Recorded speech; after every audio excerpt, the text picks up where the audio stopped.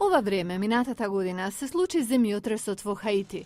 Донесе проблеми со чиста вода за пиење, но и ширење на колера, за што може да се потребни години да се победи. Болести врзани за водата уследија и по масивните поплави во Пакистан од август и септември. Нацијата не беше подготвена за борба со епидемијата. На помалку спектакуларен начин продолжи борбата против други сериозни болести. Нова студија покажа дека ракот убива над 7,5 милиони луѓе во светот, од кои 2/3 во помалку имотни држави.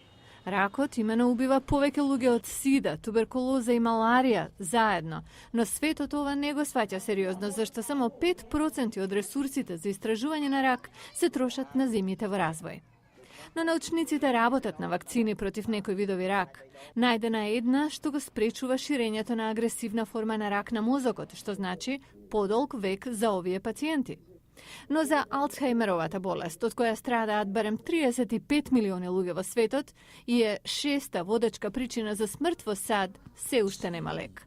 Но третманот може да биде ефикасен ако болеста се открие рано, се вели во нова студија. Друга грижа е така наречената супербактерија со мутирани гени, што има отпорност спрема сите досега познати антибиотици. Откриена е во Австралија, Канада, САД, Холандија и Шведска. И за ова нема лек, само препораки како да се избегне, што не е секогаш применливо. Но 2010-та донеси некои добри вести. Извештај на Обединетите нации покажа дека има надеж за глобалната епидемија на сида. Се повеќе луѓе се на третман и се помалку се инфицирани. Најден е и антиретровирален лек што се покажал ефикасен.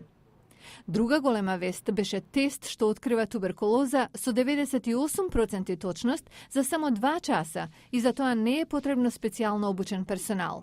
Ова е болест каде раното откривање е клуч за нејзино лекување. Најдена е и нова полиовакцина, така што оваа болест може да е на прагот на искоренување. По сево ова, ако имате новогодишна резолуција во врска со вашето здравје, вклучете го и ова.